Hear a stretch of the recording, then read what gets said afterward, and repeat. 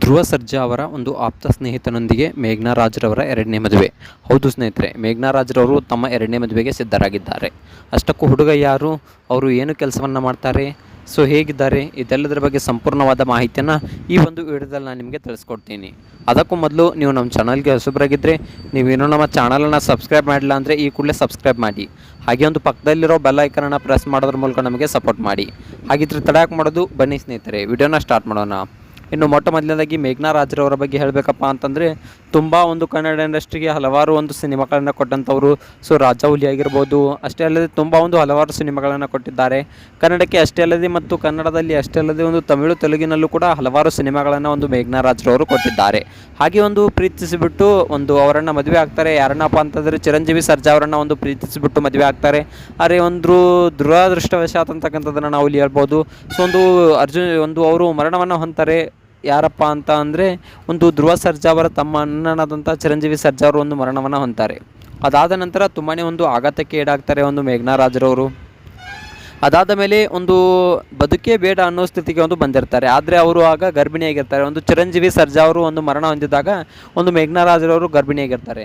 So ಅದಕ್ಕಾಗಿ ಒಂದು ತನ್ನ ಹೊಟ್ಟೆಯಲ್ಲಿರ್ತಕ್ಕಂಥ ಮಗುಗೋಸ್ಕರ ಬೆಳೆಯೋಕ್ಕೆ ಸ್ಟಾರ್ಟ್ ಮಾಡ್ತಾರೆ, ಬದುಕೋಕ್ಕೆ ಸ್ಟಾರ್ಟ್ ಮಾಡ್ತಾರೆ. ಅದಾದಮೇಲೆ ಒಂದು ಹೆರಿಗೆ ಆದಮೇಲೆ ಗೊತ್ತಾಗುತ್ತೆ ಸೊ ಗಂಡು ಮಗು ಅಂತಕ್ಕಂಥದ್ದನ್ನು. ಸೊ ಒಂದು ಆ ಗಂಡು ಮಗುವಿನಲ್ಲಿ ತಮ್ಮ ಗಂಡನನ್ನು ನೋಡಿಕೊಂಡು, ಅಂದರೆ ಚಿರಂಜೀವಿ ಸರ್ಜಾ ಮತ್ತೆ ಹುಟ್ಟು ಬಂದ ಅನ್ನೋ ಒಂದು ರೀತಿಯಲ್ಲಿ ಬದುಕೋಕ್ಕೆ ಸ್ಟಾರ್ಟ್ ಮಾಡಿಬಿಡ್ತಾರೆ. ಅದಾದ ನಂತರ ತುಂಬ ಚೆನ್ನಾಗಿ ಜೀವನವನ್ನು ನಡೆಸ್ಕೊಂಡು ಹೋಗ್ತಾರೆ. ತಮ್ಮ ಮಗನೇ ತಮ್ಮ ಸರು, ಸೊ ಅವ್ನು ಬಿಟ್ಟರೆ ನಮಗೆ ಯಾರೂ ಇಲ್ಲ ಅನ್ನೋ ರೀತಿಯಲ್ಲಿ ಬದುಕೋಕ್ಕೆ ಸ್ಟಾರ್ಟ್ ಮಾಡ್ತಾರೆ. ಯಾಕಪ್ಪ ಅಂತಂದರೆ, ಒಂದು ಚಿರಂಜೀವಿ ಸರ್ಜಾ ಅವರು ಮರಣ ಹೊಂದಿದಾಗ ಯಾರೂ ಕೂಡ ಇವ್ರ ಹತ್ರ ಇರೋದಿಲ್ಲ. ಸೊ ಇವರು ಯಾರನ್ನ ತುಂಬ ಜಾಸ್ತಿಯಾಗಿ ನಂಬಿರ್ತಾರೋ, ಯಾರು ನಮಗೆ ಆಸರೆಯಾಗಿರ್ತಾರೋ ಅಂತ ಅಂದ್ಕೊಂಡಿರ್ತಾರೋ ಅವರೇ ಇವರನ್ನು ಕೈ ಬಿಟ್ಬಿಟ್ಟು ಒಂದು ಹೋಗ್ತಾರೆ. ಸೊ ಆ ರೀತಿಯಾದ ಒಂದು ಪರಿಸ್ಥಿತಿಗಳು ಮೇಘ್ನಾ ರಾಜ್ರವರಿಗೆ ಎದುರಾಗ್ತವೆ. ಸೊ ಅದಾದ ನಂತರ ತಮ್ಮ ಮಗನಲ್ಲೇ ತಮ್ಮ ಸರ್ವಸ್ವವನ್ನು ನೋಡ್ತಾ, ತಮ್ಮ ಮಗನ ಬೆಳವಣಿಗೆಯಲ್ಲಿ ಎಲ್ಲವನ್ನ ಕಾಣ್ತಾ ಸೊ ಒಂದು ಜೀವನವನ್ನು ನಡೆಸ್ಕೊಂಡು ಹೋಗ್ತಾ ಇರ್ತಾರೆ.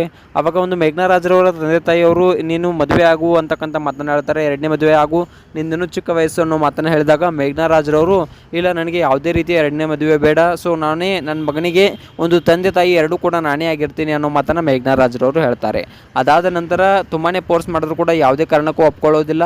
ಆದರೆ ಮೊನ್ನೆ ಅಷ್ಟೇ ಒಂದು ನಾವು ಚಾನಲ್ನಲ್ಲಿ ನೋಡಿದ್ದೇವೆ, ಒಂದು ಬ್ರಾಡ್ಕಾಸ್ಟ್ ಚಾನಲ್ನಲ್ಲಿ ಸ್ವತಃ ಮೇಘ್ನಾ ರಾಜ್ರವರು ಹೇಳಿದ್ದಾರೆ, ನನ್ನ ಮಗನಿಗೆ ಎರಡನೆಯ ಒಂದು ಫಾದರ್ ಫಿಗರ್ ಬೇಕು, ಸೊ ಫಾದರ್ ಫಿಗರ್ನ ಅವಶ್ಯಕತೆ ಇದೆ ಅಂತಕ್ಕಂಥದ್ದನ್ನು.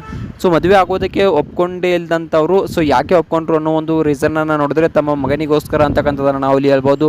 ಸೊ ಯಾಕಪ್ಪ ಅಂತಂದರೆ, ತಮ್ಮ ಮಗ ತಂದೆ ಇಲ್ಲಾರದೆ ಬೆಳಿಬಾರ್ದು ಅನ್ನೋದು ಒಂದು ಕಾರಣವಾಗಿತ್ತು. ಅದಕ್ಕಾಗಿಯೇ ಮೇಘ್ನಾ ರಾಜ್ರವರು ತಮ್ಮ ಒಂದು ಮದುವೆಗೆ ಒಪ್ಕೊಂಡ್ರು, ತಮ್ಮ ಎರಡನೇ ಮದುವೆಗೆ ಒಪ್ಕೊಂಡ್ರು.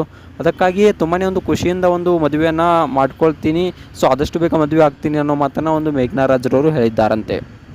ಸೊ ಅಷ್ಟಕ್ಕೂ ಹೇಳಬೇಕಪ್ಪ ಅಂತಂದರೆ, ಮೇಘ್ನಾ ರಾಜ್ರವರು ಎರಡನೇ ಮದುವೆ ಆಗ್ತಿರ್ತಕ್ಕಂಥ ಗಂಡು ಯಾರು ಅನ್ನೋದನ್ನು ನೋಡಬೇಕಪ್ಪ ಅಂತಂದರೆ, ಸೊ ಒಂದು ಧ್ರುವ ಸರ್ಜಾ ಅವರ ಆಪ್ತ ಸ್ನೇಹಿತ ಅಂತಕ್ಕಂಥದ್ದು ಸುದ್ದಿಗಳು ತಿಳಿದು ಬರ್ತಾ ಇವೆ.